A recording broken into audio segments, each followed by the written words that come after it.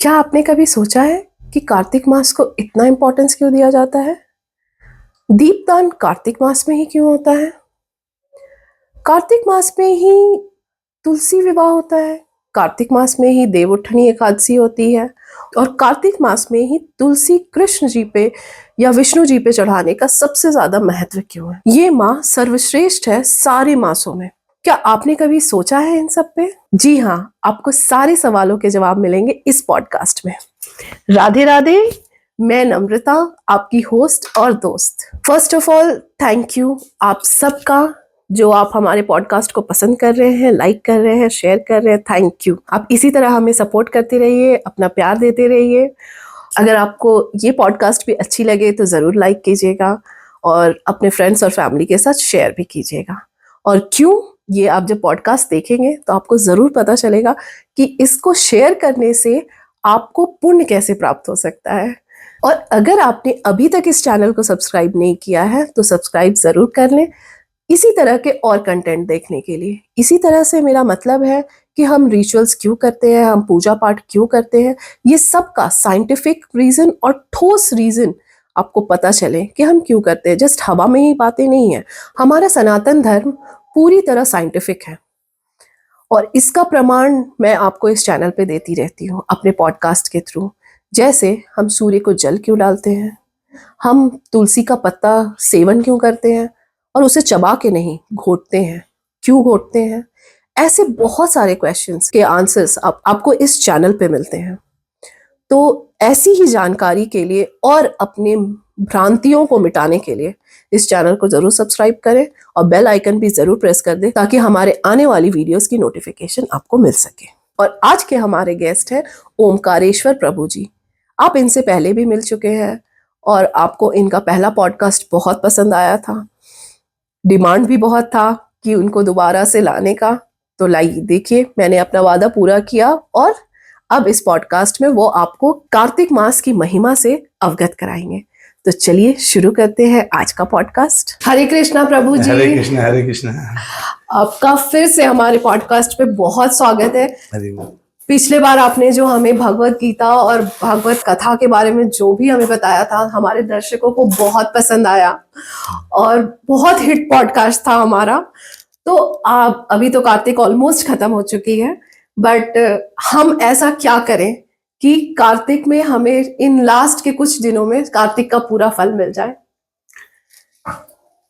सबसे पहले तो आपके सारे दर्शकों को मेरा बहुत प्रणाम। दूसरी बात है कि आपने सबके भले के लिए जो ये प्रश्न पूछा है ये बहुत अच्छा किया।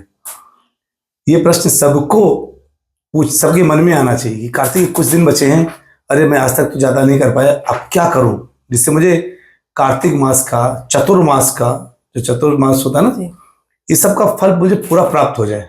ऐसा भी क्या करना चाहिए। तो आपका प्रश्न बहुत उत्तम है।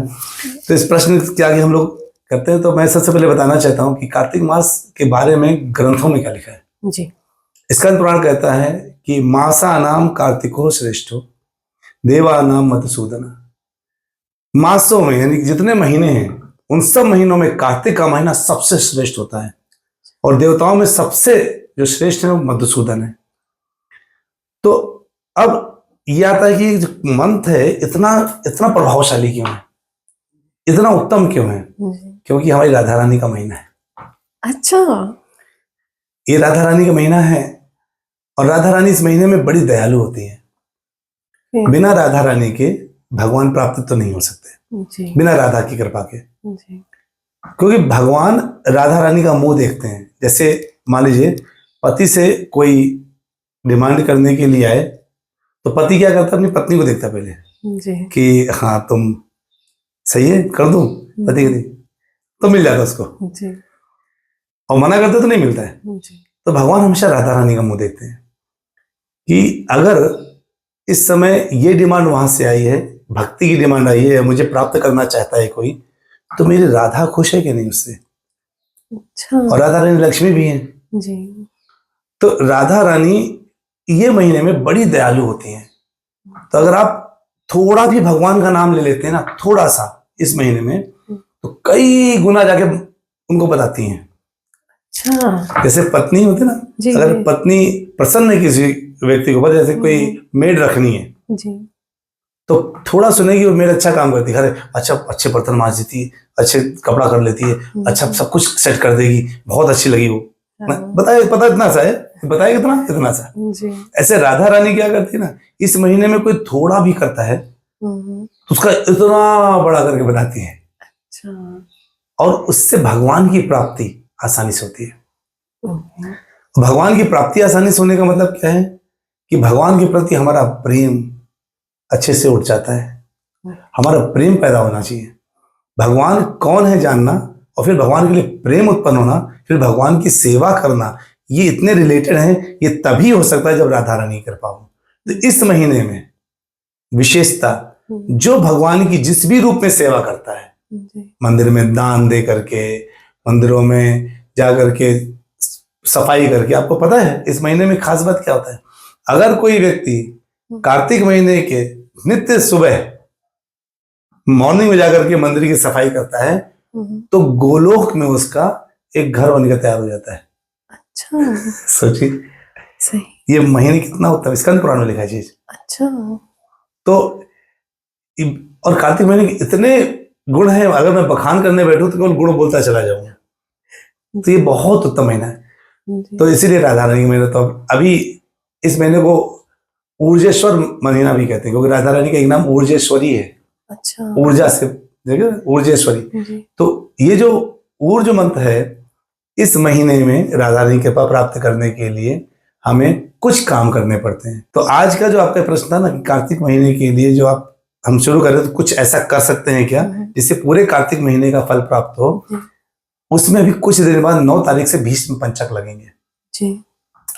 और उस समय वो जो भीष्म पंचक हैं वो 5 दिन के होंगे।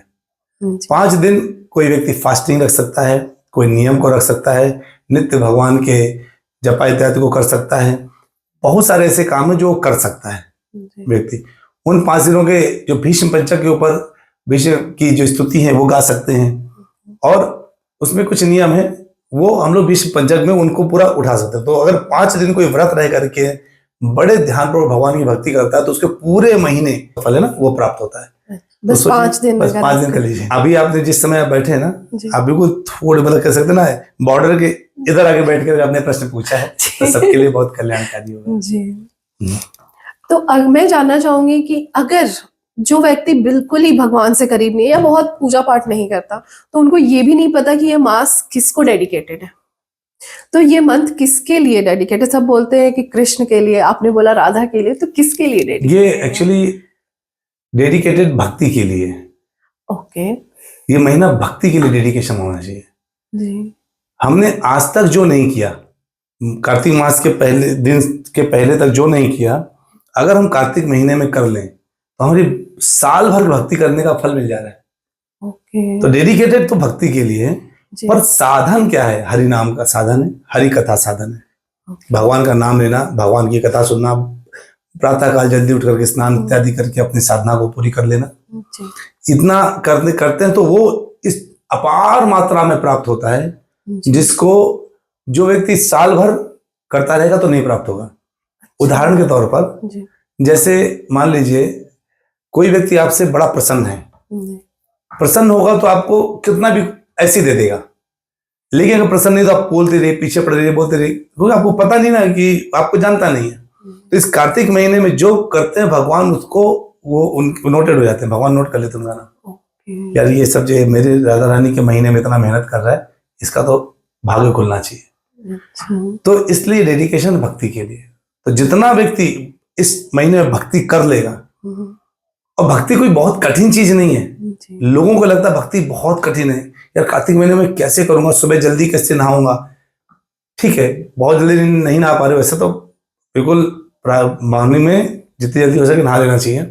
नहीं नहा पा रहे तो एटलीस्ट उठते उठते भगवान का नाम लीजिए, भगवान के बारे में कथा श्रवण करेंगे ऐसा मन में विचारिए, दिन में शुचिता रखिए, नित्य स्नान इत्यादि। कई लोग तो सुबह नहाते भी नहीं उठ करके, हालत ऐसी है कि लोग उठते ही 12 बजे 11 बजे नहाते ही नहीं सुबह।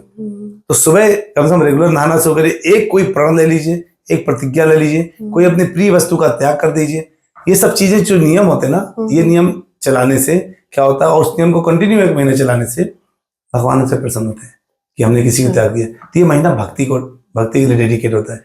दूसरा, इस महीने एक और खास बात होती है कि अगर छोटे मोटे हमसे अपराध हो जाते हैं ना, अनजाने में ज्यादा बड़े अपराध भी हो जाए, मान लीजिए आपने किसी की निंदा कर दी, किसी वैष्णव की इस महीने में कर दी, तो राधा रानी ना उसको अवॉइड कर देती, बताती नहीं आगे।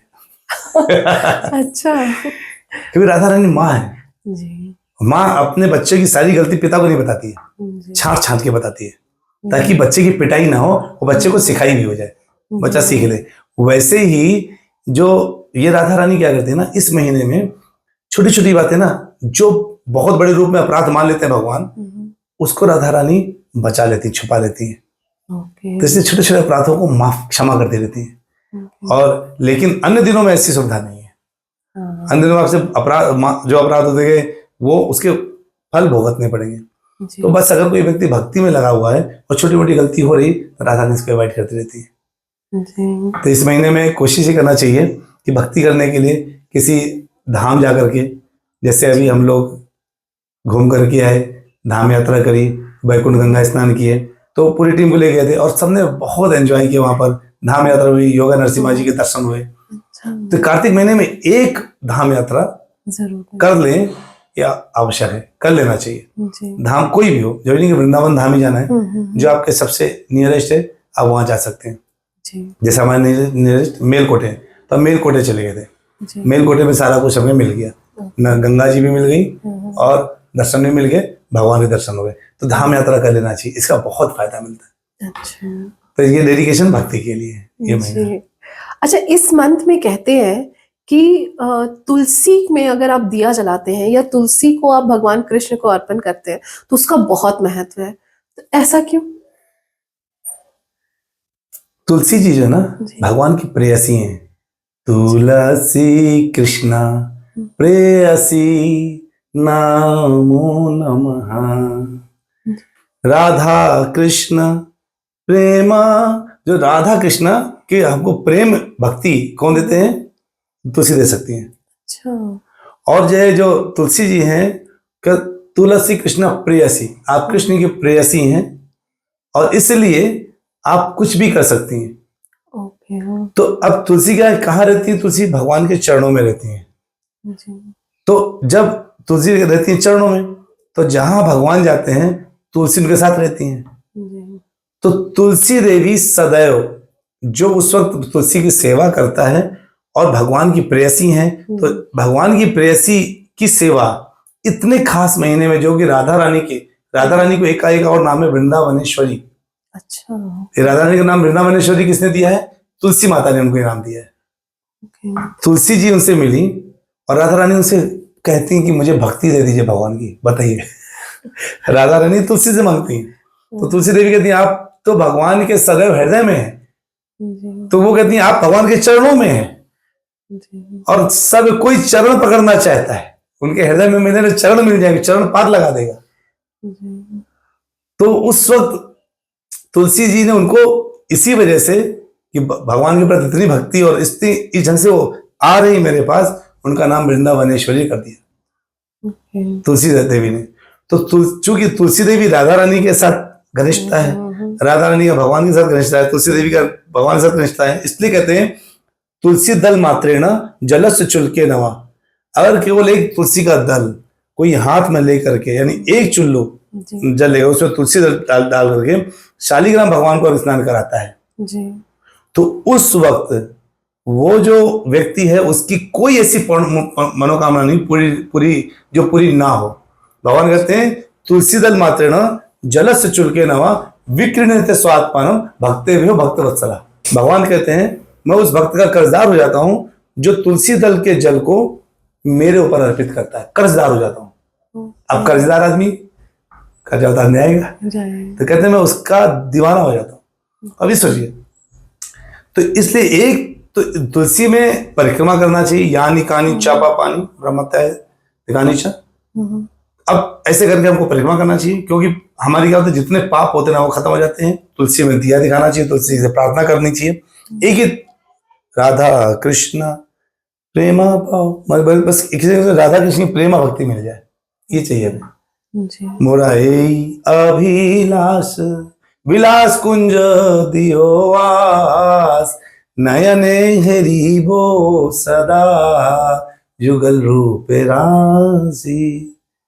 हाँ? हे तुलसी मैया, मेरी ये अभिलाषा है, आप मुझे बस युगल रूप, पहले तो विलास कुंज में मेरा निवास कर दीजिए गोलोक में, और वहां युगल रूप को, राधा रानी और भगवान कृष्ण के युगल रूप को मैं देख पाऊं, उनका दर्शन कर पाऊं।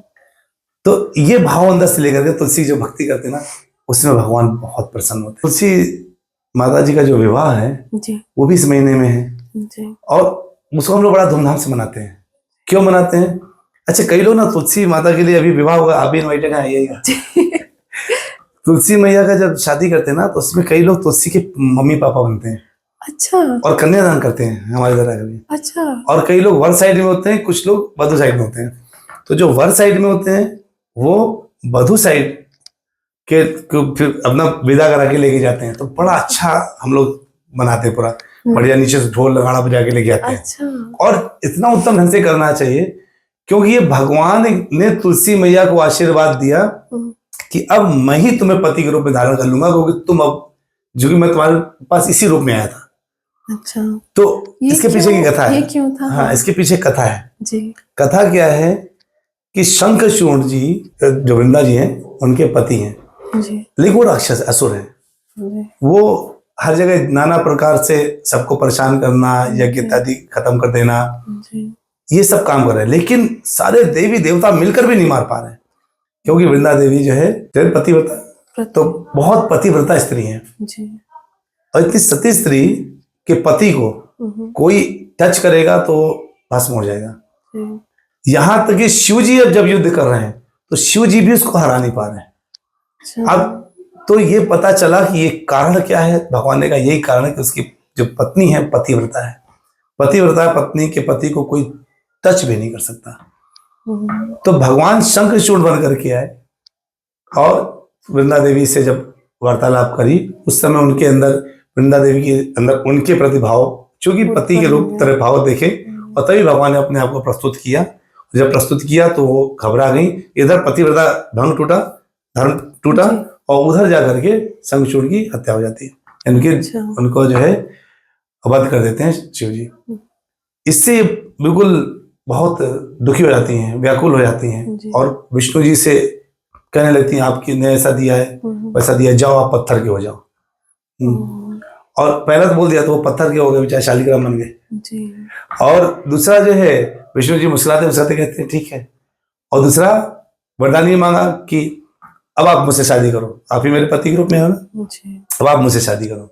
भगवान ने वो भी मान लिया। तो पत्थर के बन गए शालिग्राम और तुलसी, इसलिए तुलसी शालिग्राम का हम लोग विवाह करते हैं इसमें। उसका बड़ा पुण्य है। कहते हैं जो इस महीने अगर मान लीजिए जिसकी पुत्री नहीं है तो वो अगर कन्यादान कर देते हैं तुलसी को अपनी बेटी मान करके, तो उनको इस कन्यादान करने का फल इतना प्राप्त होता है कि अगले जन्म में उनकी इच्छा अनुसार उनको पुत्र पुत्रियां प्राप्त होते हैं। अच्छा। तो ये सोचिए, यानी कन्यादान कर दिया तो उनको जैसे खुद देवी देवता, खुद कोई ना कोई देवी उनके यहाँ पुत्री बन करके ऐसे प्रवेश कर आते हैं। अच्छा। तो ये जो कन्यादान का, जो विवाह का ना, इसके बड़े महत्व है। हम लोग सोचते हैं कि हम लोग बस एक्टिंग के लिए करते हैं कई लोग, लेकिन एक्टिंग में ही सही, जो असली चीज का ही नकली चीज होता है ना। जी जी। तो नकली चीज अगर करोगे तो असली चीज का ही माना जाएगा। मैं जैसे तुलसी विवाह तो करती हूँ, लेकिन मुझे ये नहीं पता था कि अब मेरे तो 2 पुत्र हैं, तो मैं अगर मतलब मैं और मेरे हस्बैंड अगर तुलसी जी का कन्यादान कर दें तो वो भी इक्विवेलेंट रहेगा कि मैं एक लड़की का कन्यादान कर रही हूँ। बिल्कुल बिल्कुल। तुलसी जी का विवाह का कन्यादान का मतलब है कि आप एक स्त्री मतलब एक लड़की का कन्यादान कर रहे हैं। अच्छा। ये तो हम लोग मंदिर में करेंगे इस बार जी। आप आइएगा अगर आ सकें, और उसमें बढ़िया कन्यादान करिए। लोग पहले से बांट लेते हैं, मैं मोर साइड से मधु साइड से, है ना, ये हम लोग करते हैं। हमारे तो जो अलग अलग सारे भक्त, सारे लोग तुम्हारे वर वधु बढ़ जाते हैं, ढोल नगाड़े से विवाह होता है, बहुत मजा आता है। तो ये तुलसी विवाह का भी इसमें, तो इससे तुलसी की परिक्रमा करिए, तुलसी की पूजा करिए। इस महीने इतना सात्विक, इतना बढ़िया माहौल हो जाता है कि हमें सब प्राप्त हो जाता है। अगर किसी के घर में तुलसी है, अब जनरली क्या होता है कि नॉर्थ ईस्ट कॉर्नर में तुलसी रखी हुई है, तो परिक्रमा तो हम नहीं कर पाएंगे क्योंकि अब फ्लैट में रहते हैं, बालकनी में रखा है, तो परिक्रमा तो नहीं कर पाएंगे, तो फिर तो अपनी जगह खड़े होकर के राउंड राउंड लगा लीजिए, अच्छा ये ओके सोच करके, और जी यानी कहानी चापा पानी ब्रह्मत्यादि कहानी चा, ऐसे बोल करके मंत्र को आप जो है कहीं परिवार लगा खड़े सकते हैं। करके अच्छा तो जब लगा लिए 4 परिक्रमा, 4 बार घूम गए, सोचिए अब उनकी परिक्रमा लगा रहे हैं। जी नहीं तो फ्लाइट में तो जाली से बाहर निकल करना पड़ेगा। जी वही वो तो बहुत मुश्किल हो जाएगा। आ, तो ऑप्शन है। तो ये बहुत अच्छा प्रश्न था आपका, और मुझे उम्मीद है कि दर्शकों को पता भी चला होगा कि हमको क्यों तुलसी जी की पूजा करनी चाहिए, क्यों कार्तिक महीने में स्पेशली क्यों करना है जी ये सब। और मैंने सुना है कि इस मास को दामोदर मास भी कहते हैं, तो वो क्यों कहते हैं? ये महीना जो है ना, इतना उत्तम महीना, मैं आपको क्या बताऊं। इसी महीने में भगवान रामचंद्र जी वापस आए थे अयोध्या जी अपनी टीम के साथ। जी इसी महीने में भगवान ने गोवर्धन उठाने का हाँ गोवर्धन लीला भी करी थी। जी जी इसी महीने में उनकी माँ ने उनको दाम से बांधा था, दाम मतलब रस्सी, जी रस्सी से बांधा था। इसी महीने में राधा रानी ने उनको रस्सी से बांधा था। अच्छा हाँ, ये वो नई कथा आपको पता चलेगी अभी, जी है ना, इसलिए उनको राधा दामोदर भी कहते हैं। अच्छा ये महीना में बहुत इतनी अच्छी अच्छी घटनाएं घटी हैं इस महीने में, कार्तिक महीने में, जी जो भगवान को ये महीना बहुत पसंद है। इसी महीने में भीष्म पितामह जी ने अपने शरीर को त्याग किया था भगवान को दर्शन करते करते। अच्छा इसी महीने में महाभारत का युद्ध भी समाप्त हो गया था, ओके युद्ध के बाद जी ही जी जी यहाँ पे आए थे।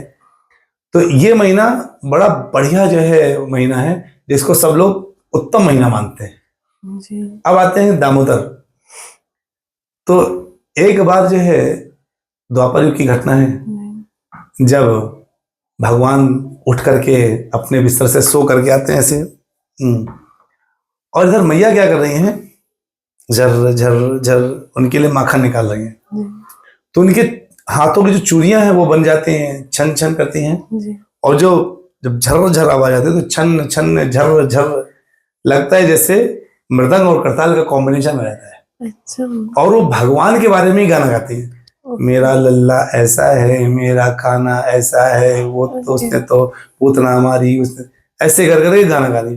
अब भगवान का एक वचन है कि जो मेरे विषय में चर्चा करेगा मैं उसके यहाँ चला जाऊंगा, अच्छा वहीं बैठ जाऊंगा करके, जो मेरे बारे में चर्चा करेगा। तो भगवान के विषय में जैसे यशोदा मैया ने गाना शुरू किया, वैसे ही भगवान उतर करके यशोदा मैया के सामने आ जाते हैं और आकर के उनकी गोद में लेट जाते हैं, और गोद में लेट जाते हैं और स्तनपान शुरू कर देते हैं। भूख लगी है, पीने दी। इधर मैया गा रही, तभी उधर रसोई में रखा हुआ जो दूध है जी उसको लगता है कि मुझे पंच गायों से निकाल करके मिला करके सबसे अमृतमय दूध मुझे भगवान की सेवा के लिए लगाया गया था, और इधर भगवान तो मैया अपना स्तनपान करा के सारा उनका पेट भर देंगी, तो मेरे जीने का क्या फायदा। ये उबाल मार देता है, अच्छा और उबाल मार करके अग्नि में गिरने लगता है, आत्महत्या करना ना। अच्छा, अपने छन छन की जब भी आज भी होता है, अगर गैस में दूध चढ़ा है और किसी माता के कान में आवाज पड़ जाएगी दूध उबलने वाला है, तो जो भी उसके हाथ में फेंक फाँक कर सीधे सबसे रसोई तक भागती है, और सबसे इसके बोले करते पूरा गैस बंद करता है, ये पूरा स्पीड से जाती है। अब मैया ने भी तुरंत जैसे आवाज आई, उन्होंने माथनी छोड़ी, उठा के लल्ला को खड़ा किया और भाग गई रसोई तरफ उसका आंच धीमी करने के लिए। इधर लल्ला, मैं त्रिलोकी नाथ, मुझे उठा के ऐसे खड़ा कर दिया, हम इतनी बेइज्जती है बन गई। ढूंढने लगी क्या मिले क्या मिले क्या मिले, कंकड़ मिला उनको, और निशाना लगा बिल्कुल बॉटम में पेंदी में तड़ाक से मारा, पूरा दही जो मैया निकाली थी पूरा फूट गया, और जो खड़े रहते उनको फोड़ डाला, पकड़ पकड़ के सारा तितर बितर कर डाला। और अपने छोटे छोटे पैरों से उनको लगा, अच्छा बच्चा गलती कर देता है ना, उसके बाद डरता भी है कि अम्मा अब तो पिटाई पड़ेगी, उनको पता अब तो पिटाई पड़ने वाली है। तो छुपने के लिए जगह देखे, तो स्टोर रूम है, वहां से वो अब दही चारों फैला है, तो उसी दही में कदम रखते रहते, स्टोर रूम में चले जाते हैं और वहां उखल के ऊपर खड़े रहते हैं और वहां जाकर देखते खिड़की में बंदर आ गए कुछ, तो जो रखा था अंदर का माखन बंदर खिलाने लगते हैं। इधर मैया बाहर आती हैं, वो देखती है सारा फैल गया, एक बूंद घड़े में नहीं, सारा तोड़ गया। तो शुरू में तो उनको थोड़ा अच्छा लगा, मेरा बच्चा कितना बुद्धिमान है, बिल्कुल ऐसी जगह मारा है जहां से बह गया। लेकिन बाद में उनको लगा ये सब बात ऐसी की तो मैं बना रही थी, तो वो डराने के लिए डंडी ले ली छोटी सी और लेकर के आगे बढ़ती हैं और वहां जब जाती हैं, अब कैसे पता चला वहां पर है, छोटे छोटे पैर वहां तक जा रहे हैं, निशान करते ना दही के। देखती है लल्ला खिलाने लगे, अभी बताती हूँ तुझको, जैसे माए बोलती है। भगवान वहां से सीधे उछले और सीधे कूदे और भागना शुरू किया। अब मैया उनके पीछे जो डंडा लेकर के वो आगे आगे।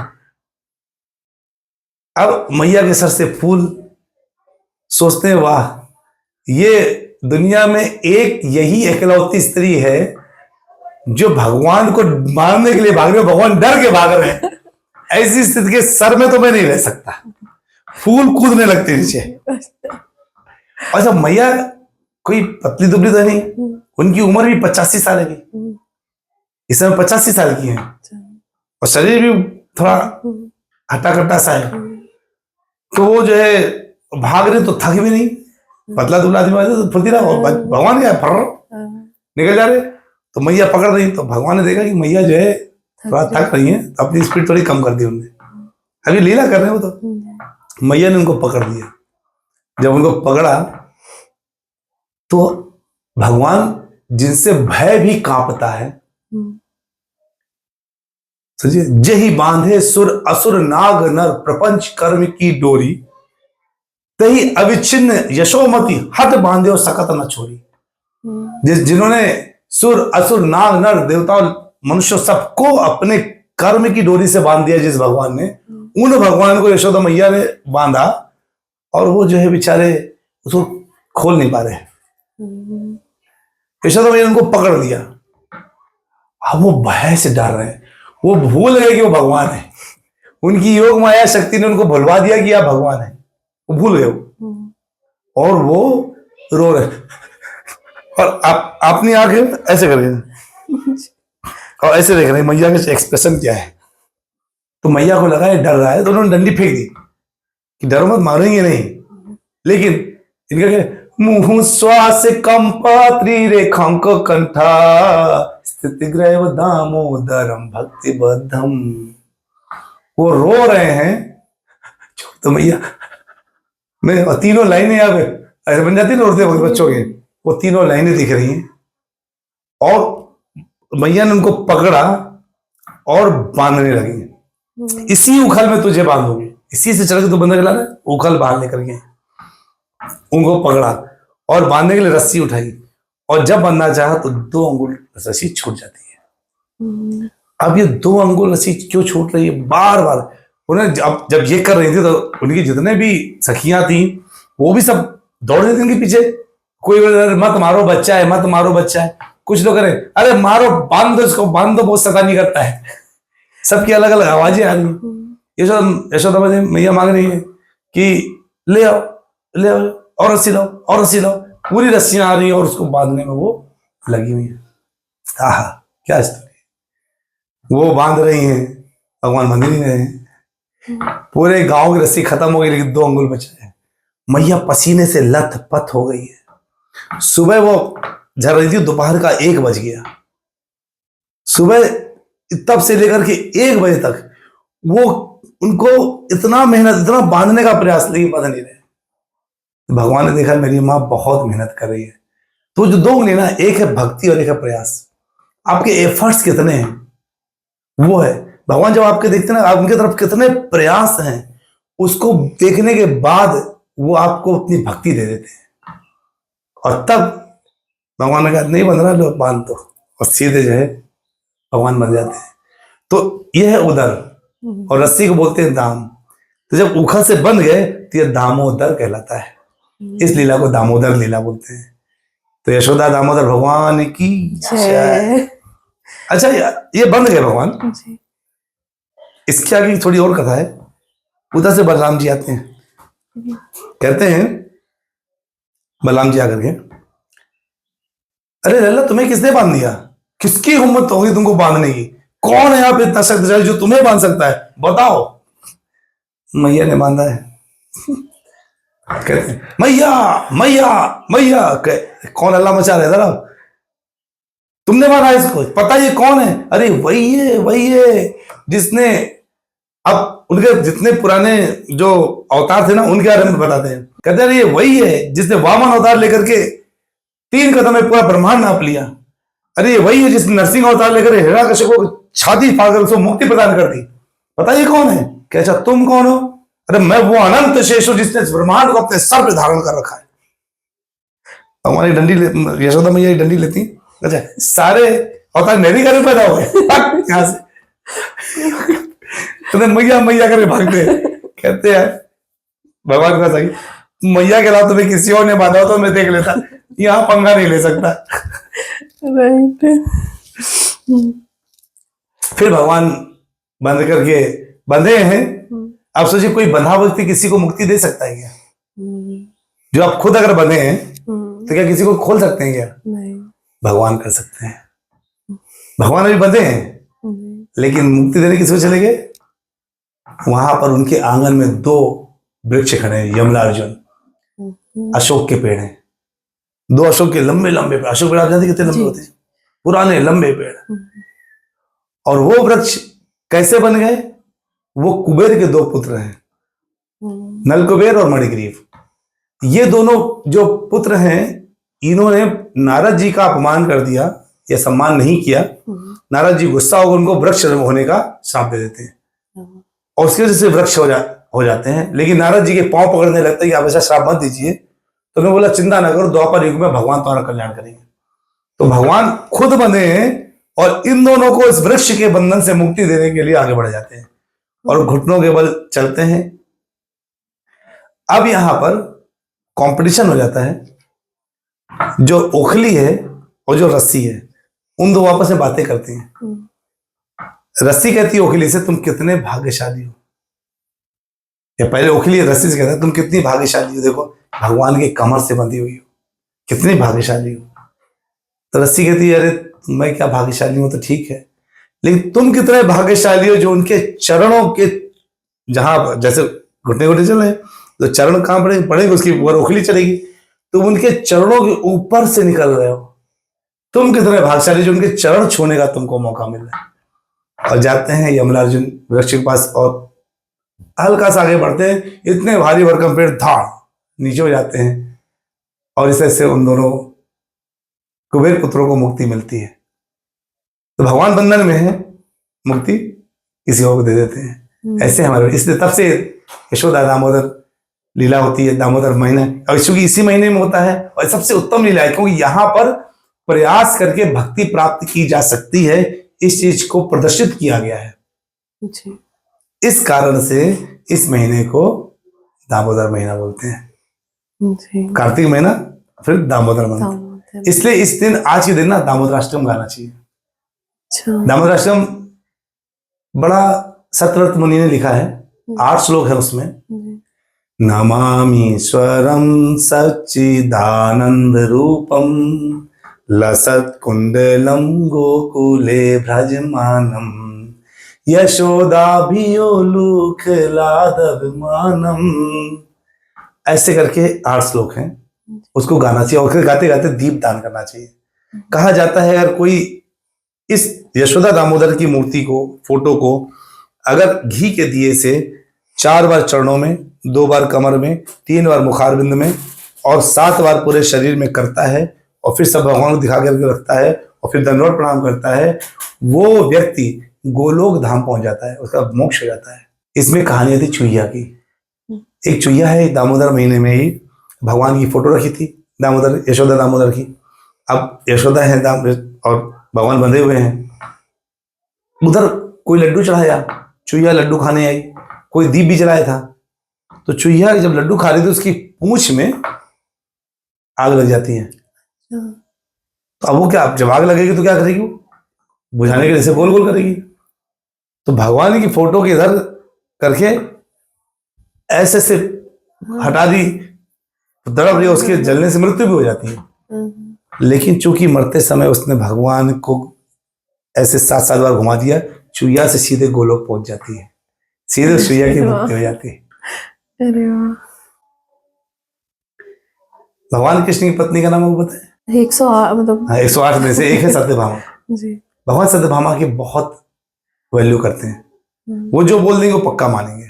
अच्छा। उन्होंने बोला स्वर्ग से मुझे पारिजात का पुष्प चाहिए, भगवान पूरा पेड़ उठा ले। इतना सत्यभामा जी को मानते हैं जी। तो सत्यभामा ने एक बार पूछा उनसे, भगवान रुक्मणी इतनी सुंदर है, इतनी सुंदर है, और अन्य भी आपकी पत्नी इतनी सुंदर है, जामवंती भी को रुक्मणी जैसे सुंदर है, आपने मुझे इतना वैल्यू क्यों करते हैं, मैं आपकी पत्नी के रूप में कैसे आ गई? कहते हैं पिछले जन्म में तुमने हर कार्तिक के महीने में हर दिन दीपदान किया था, उस दीपदान का प्रभाव ये निकला कि तुम मेरी इस महीने पत्नी बनकर के आई हो। तो क्या प्रभाव है देखिए।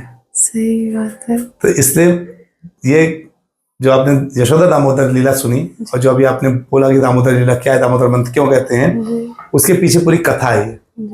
और इस कथा में हमें ये समझना चाहिए कि इस जो लीला है, इस लीला में हमें दामोदराश्रम करते करते हमको उनको दीप दिखाना चाहिए। अच्छा, तो ये जो है, तो हम ये भी कह सकते हैं कि जैसे माता यशोदा ने उनको बांधा था, तो हम भी भगवान को बांध सकते हैं अपनी भावनाओं में। अपनी भावनाओं से बांधने का प्रयास कर सकते हैं, वो तो बंधने में तो वाले तो नहीं है। हाँ, कार्तिक में भगवान कोशिश कर सकते हैं। हाँ, कार्तिक कोशिश कर सकते हैं, राधा रानी सपोर्ट करेंगे। जी। भगवान कहते हैं बंधन को मानते वही जो नद नाले सोते हैं, किंतु महानत तो स्वभाव से ही स्वतंत्र होते हैं। भगवान कहते हैं मैं तीनों गुणों में बंधने वाला नहीं, मैं गुणों को बांध के रखता हूँ, ये गुण मुझे क्या बांधेंगे, कोई मुझे क्या बांधेगा। केवल प्रेमांजना चरित भक्ति विलोचनेना, जो मुझे प्रेम के अंजन लगा करके मुझको भक्ति के साथ देखेगा, वो मुझे बांध सकता है।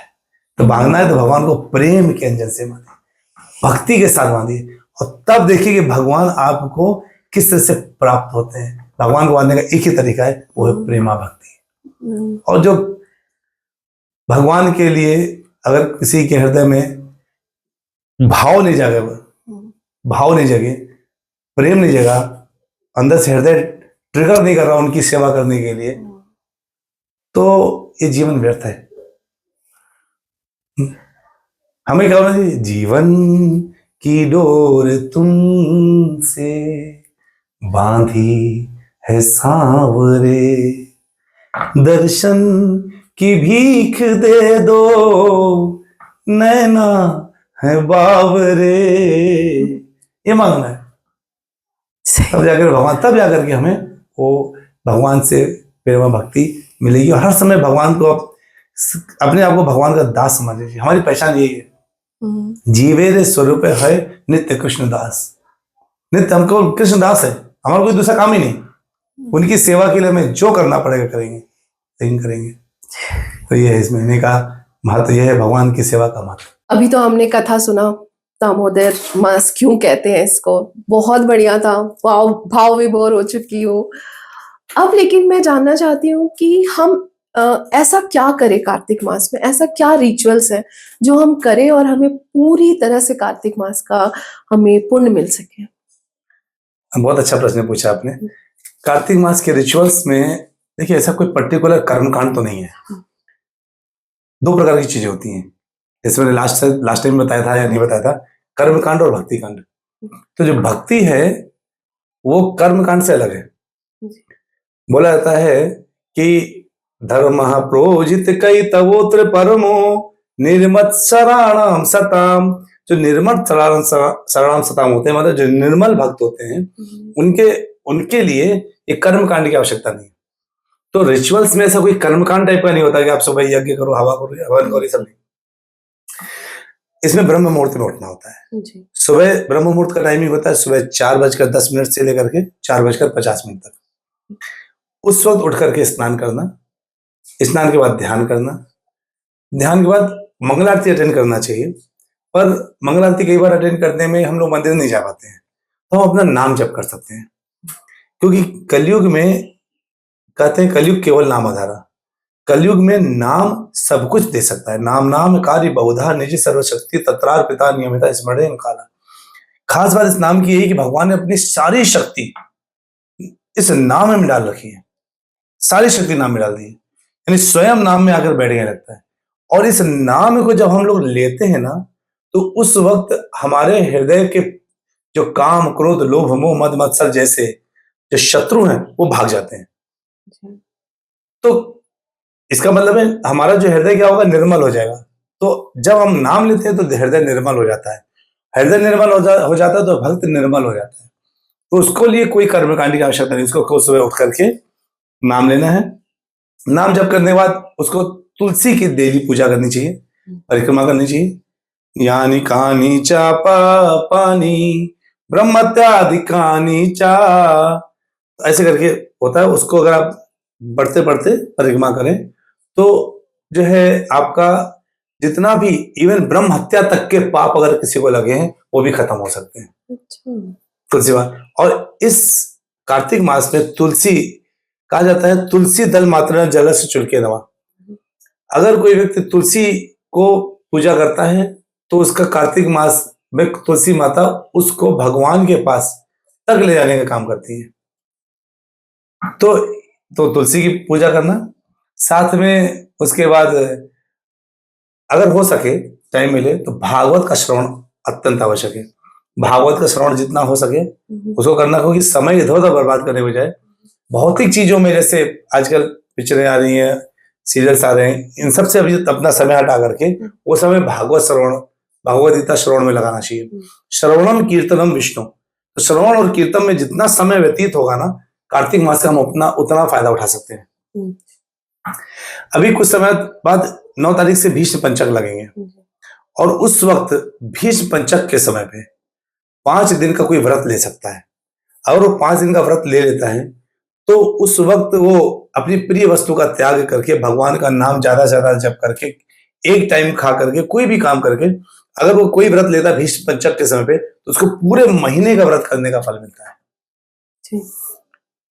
अब सोचिए इतना उत्तम 5 दिन है वो भीष्म पंचक, उनमें कोई अगर उसमें भीष्म स्तुति पढ़नी चाहिए, भगवान का नाम लेना चाहिए, मंदिर जाना चाहिए, दान करना चाहिए। ये सब चीजें बहुत महत्वपूर्ण होती हैं। लोग दान को बहुत कमजोर समझते हैं, कम आंकते हैं, पर दान बहुत जरूरी है, बहुत महत्वपूर्ण है। इसके अलावा मंदिर की हो सकता है परिक्रमा करें, डीटी वर्शिप कर दें जितना हो सके। डीटी वर्शिप में मंदिर का साफ सफाई करें, ये सब भी करना चाहिए। और सबसे उत्तम है अपनी शुचिता, जिसको ब्रह्मचर्य का पालन बोलते हैं, तो ब्रह्मचर्यता का पालन करना चाहिए। ये जो पूरा विषय में आपने सुना है, ये अगर कोई व्यक्ति इसको फॉलो करता है, और सबसे इसके ऊपर एक सबसे महत्वपूर्ण क्या है, जो मैंने आपको बताया ना भी कथा, कि किस तरीके से दामोदर को आरती दिखाना, वो नित्य प्रति करना चाहिए। और 1 महीने तक अगर पॉसिबल है तो तिल का तेल का दिया अखंड जला देना चाहिए।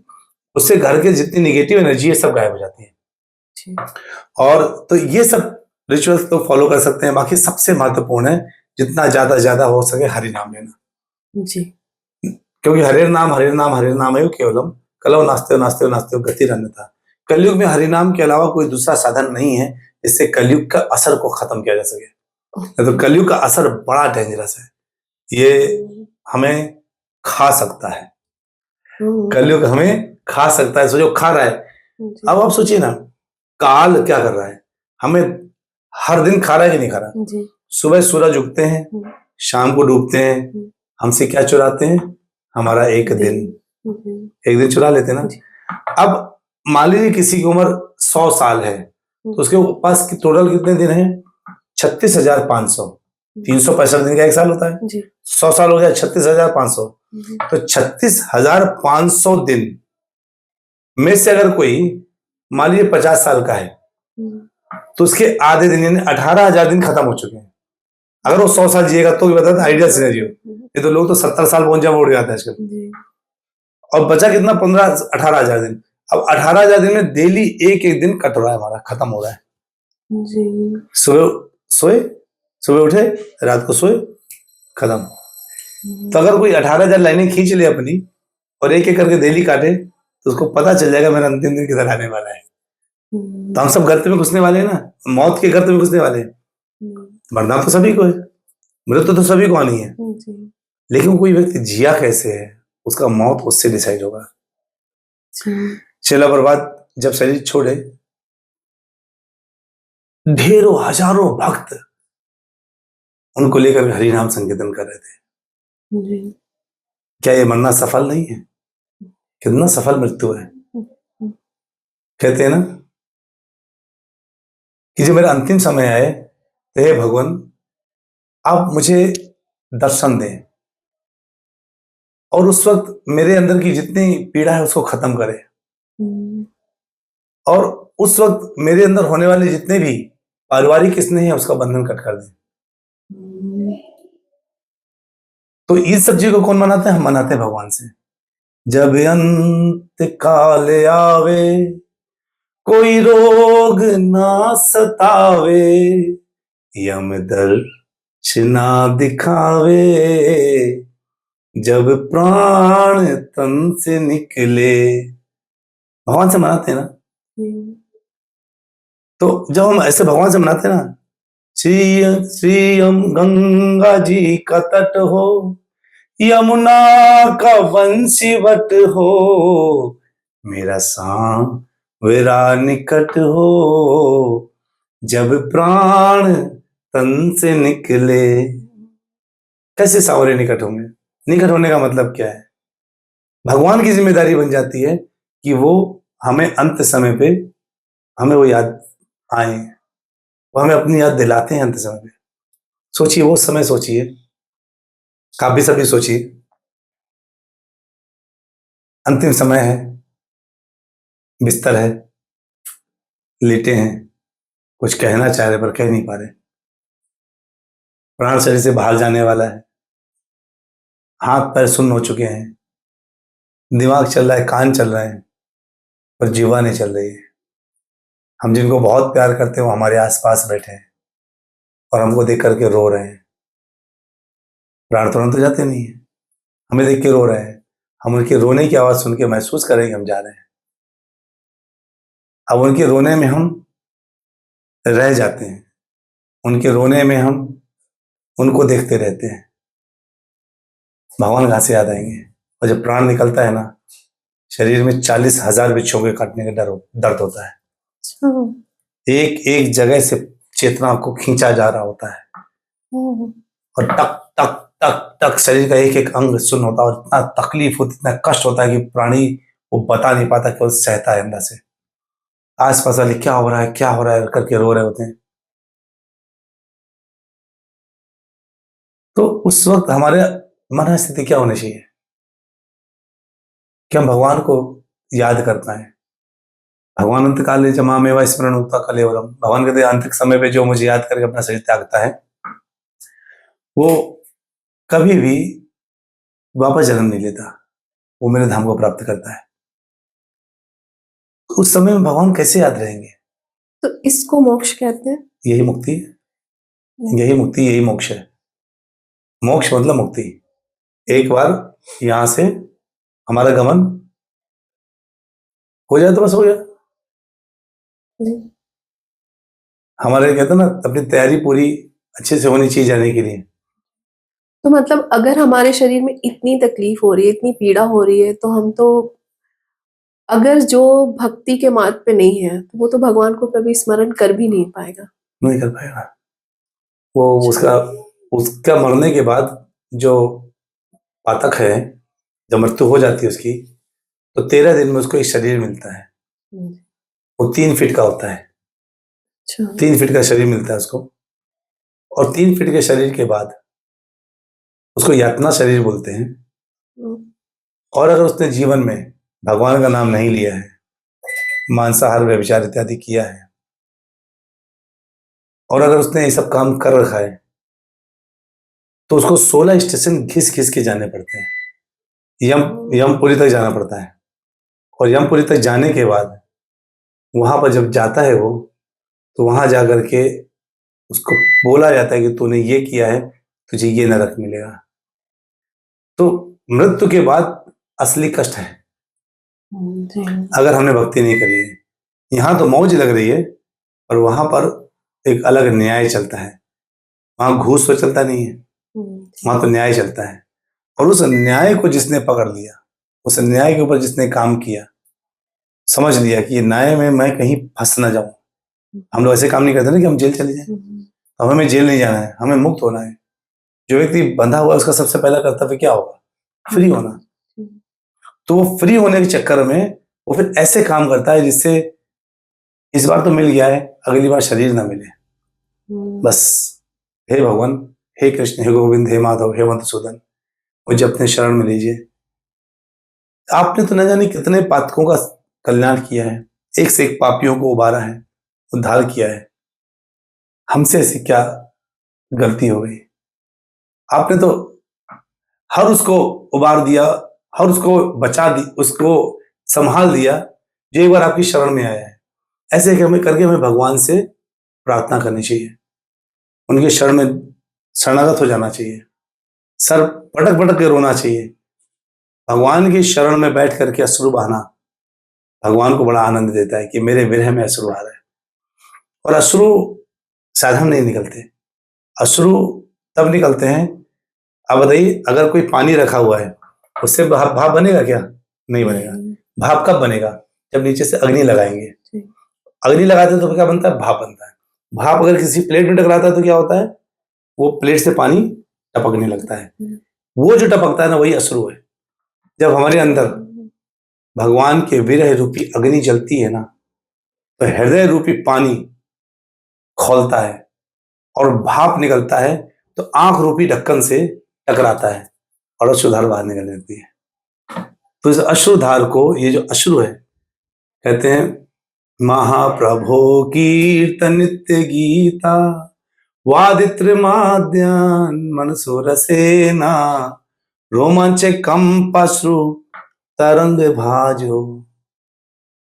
जब भजन चलता है, कीर्तन चलता है, कथा चलता है, तो जो भक्त होता है ना, वो रोमांचित हो जाता है, कंपायमान हो जाता है, शरीर कांपने लगता है, वो रोमांचित होने लगता है, और उसकी आंखों से तरंग की तरह अश्रु बहती है। तो ये भक्त होता है। तो एक भक्त केवल दूसरे भक्त को पहचान सकता है। अभक्त लोगों को ये आंसू नौटंकी लगते हैं, ड्रामा लगते हैं, लेकिन भक्तों को ये आंसू समझ में आते हैं, ये आंसू क्या है। इसीलिए इस कार्तिक मास में हर व्यक्ति को भगवान की भक्ति में जितना हो सके ना डूब जाना चाहिए। और अंत में एक एकादशी आती है। जी, मेरा ये एक नेक्स्ट प्रश्न था वही कि देव उठानी एकादशी में हमें क्या करना चाहिए। हाँ, तो देव उठानी एकादशी क्या है? उसमें हो सकता है बहुत लोगों को पता भी ना हो कि इस एकादशी को देव उठान एकादशी कहते हैं, तो आप हमें पूरी तरह से इसका मतलब ज्ञान दीजिए। बहुत अच्छी बात है। भगवान आज उस दिन उठते हैं, एकादशी दिन उठते, मतलब सोते भी होंगे जी। तो 4 महीने पहले सोते हैं जी। तो मैं आप सब लोगों के लिए पहले बता देता हूँ भगवान सोते क्यों हैं। क्या होता है कि बलि महाराज जब पूरे ब्रह्मांड में कब्जा कर लिए, अब देवताओं को रहने के लिए कुछ नहीं था, तो उस समय देवता पता है कहाँ रहते थे? पृथ्वी में आकर के। हाँ, अच्छा। यहीं पे आके कोने कोने में छुपे रहते थे। अच्छा। कि कहीं कुछ छुप जाए। हाँ। तो उनकी माता को ये पता लगा कि मैं क्या करूं जिससे मेरे बच्चों को फिर से जो है ये पूरा राज्य मिल जाए। अब उन्होंने प्रार्थना करी तो भगवान वामन के रूप में प्रकट हुए, और भगवान वामन इतने बड़े थे, यानी कह सकते हैं 1.5 फीट के, छोटे से, तेज इतना था जिससे चेहरे से सूर्य का प्रकाश निकल रहा हो, इतना तेज था। बलि इधर से देखते हैं सूर्य का प्रकाश, सूर्य स्वयं आ रहे क्या, ऐसा लग रहा उनको। और उनको देखते देखते मन में आ गया ये मुझसे जो मांगेगा मैं दे दूंगा। वो आ रहे हैं, इनका मन खत्म हो गया यज्ञ वगैरह करने से। ये खड़े होकर उनसे कहते हैं आपको मैं क्या दे दूं? कहते हैं तुम मुझे क्या ही दोगे, मुझे चाहिए क्या? मुझे किसी चीज की आवश्यकता नहीं, मुझे तुमसे कुछ नहीं चाहिए। कहते कुछ तो ले लीजिए। अरे आप ब्राह्मण हैं, मैं आपको अपनी ढेरों स्त्रियां दे सकता हूँ, पत्नियां दे सकता हूँ, घर दे सकता हूँ, आपको क्या चाहिए? क्या मुझे कुछ नहीं चाहिए, मुझे छाता है जिससे मैं आसमान से बच सकता हूँ, और सबको जैसे उन्होंने अपना बताया कि मुझे आपसे कुछ नहीं चाहिए। इधर शुक्राचार्य जी ने सोचा है कुछ नहीं चाहिए, कुछ नहीं चाहिए कर रहा है, जब ध्यान से सुनता हूँ क्यों, कौन है ये? इधर ये कहते हैं आपको क्या चाहिए? कहते अच्छा ठीक है, आप नहीं देना चाहते हो, 3 पग जमीन मेरे लिए बहुत है, 3 पग जमीन दे दीजिए। जब वो 3 पग भूमि के लिए बोले तो ये ठहाका मार के हंसते बड़ी मार क्या हंस रहे हैं? खैर, मैं पूरे ब्रह्मांड का स्वामी हूं इस समय, और तुमने मुझसे 3 पग भूमि मांगी है, ये तो मेरे लिए बेइज्जती की बात है। जैसे कोई करोड़पति हो, उसे कोई कहे 2 रुपए दे दो, खैर थोड़ा ज्यादा मांगो यार, 2 रुपए के लिए मेरा क्या होगा देने का? और वो 1.5 फुट के थे। और 1.5 फुट के, और 3 पग मतलब सोचिए लगभग 2 फीट की जमीन। तो जब उन्होंने बोला ठीक है मैं दे देता हूँ, जब खूब बात थी मैं दे देता हूँ, कहते नहीं भाई कॉन्ट्रैक्ट साइन करना पड़ेगा, जब तक तुम कॉन्ट्रैक्ट साइन नहीं करोगे मैं तुमसे जमीन लूंगा ही नहीं। क्या मतलब? क्या संकल्प लेना पड़ेगा, क्योंकि एक बार राजा अगर संकल्प ले लेगा तो मुकर नहीं सकता है। तो शुक्राचार्य जी ने सोचा कि एक 3 कदम की जमीन के लिए संकल्प दिलवा रहे हैं, पक्का कोई प्रॉब्लम है। ध्यान लगाया, अरे तो विष्णु साक्षात विष्णु है, इनको लेके जाते हैं। सुनो भाई, इसको सब कहते ठीक है, तुम्हें कुछ नहीं चाहिए, भगा दो, ये तो सब ले लेगा तुम्हारा। कहते कौन है? कहते विष्णु भगवान। कहते अब कोई भी आया हो मैं ले इनको दान दे के रहूंगा। गुरु अवज्ञा करी, भगवान ने कहा ठीक है, और भगवान ने जो है 3 पग भूमि जब नापनी शुरू करी तो 1 पग में नीचे के सारे लोक ले लिए, अगले पग में ऊपर के सारे लोक ले लिए।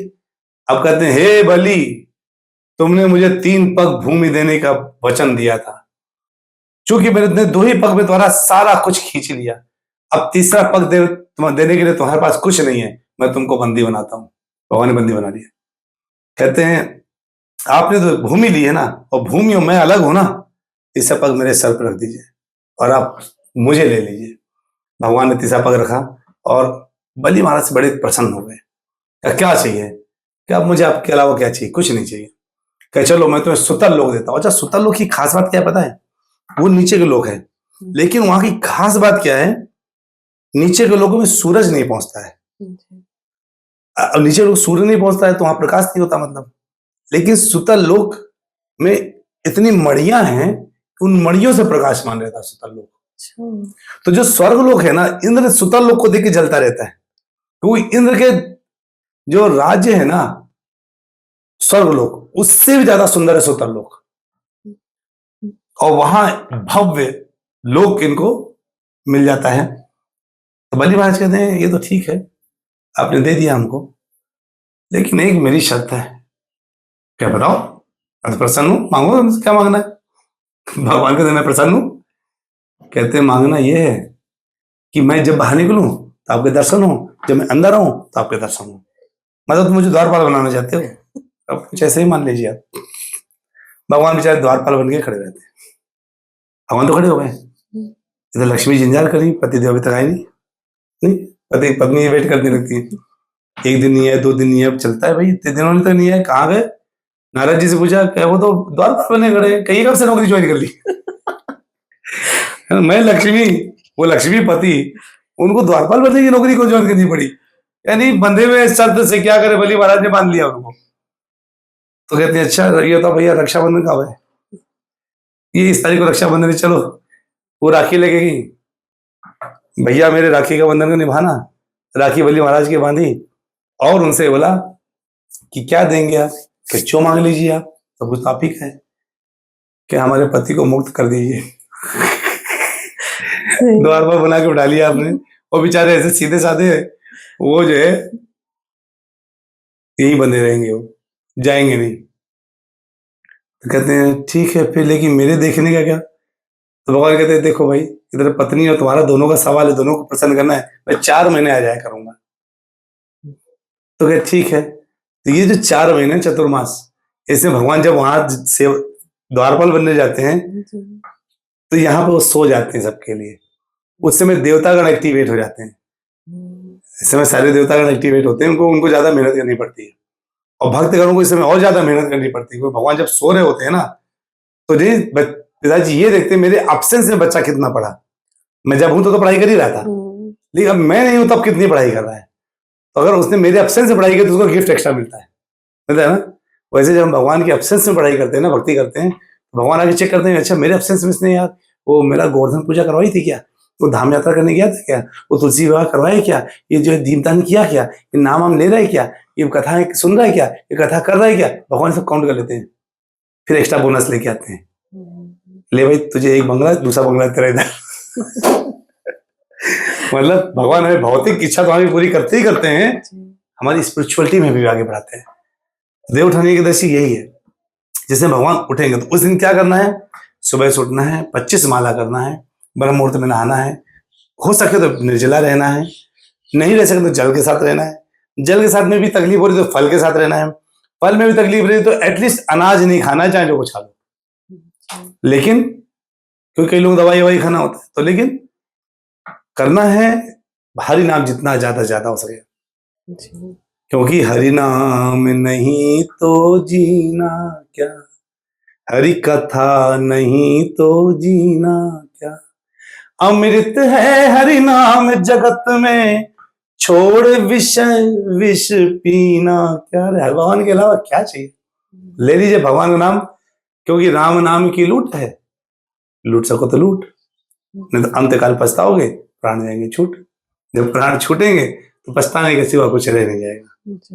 इसलिए पश्चाताप होना हो, ले लीजिए। मैं आप लोगों से विनती करता हूँ, जितने भी यहाँ पे आपके दर्शक हैं उनसे विनती करता हूँ, भरपूर उपयोग कर लीजिए इस समय का, क्योंकि समय बार बार नहीं आता। ये शरीर एक बार मिला है, 1000 बार नहीं मिलेगा, और जब ये एक बार शरीर मिला है, इसका अगर हमने उपयोग सही जगह पर सही समय पे नहीं किया तो जो बोएंगे वो हम काटेंगे।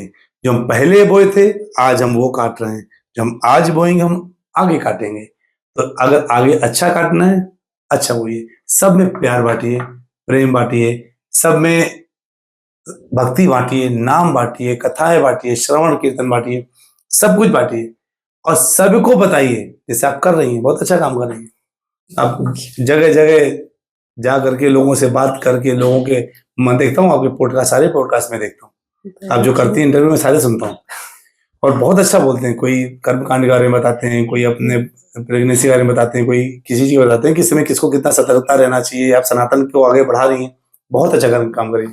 मैं तो चाहता हूँ कि भगवान करे आपका चैनल इतना ग्रो करे, इतना ग्रो करे, इतना ग्रो करे कि पता चला बाद में आप हमी को भूल जाए। नहीं वो तो मैं मजाक कर रहा था, अंत में तो हंसी के कुछ फुहारे डाल रहा था बाकी, लेकिन खूब ग्रो करे, आप आगे जाएं, और आप जिस तरह से सनातन को आगे बढ़ा रही हैं, आप मिशन में लगे रहिए। जो सनातन के मिशन में लगा हुआ है वो देखने में कमजोर है, अंदर से बहुत मजबूत है, बहुत मजबूत है, बहुत स्ट्रांग है। तो इसलिए कमजोरी हो सकता है, जैसे हम लोग कई बार करते हैं तो कई बार ज्यादा व्यूअर्स नहीं होते, ये सबसे फर्क नहीं पड़ता।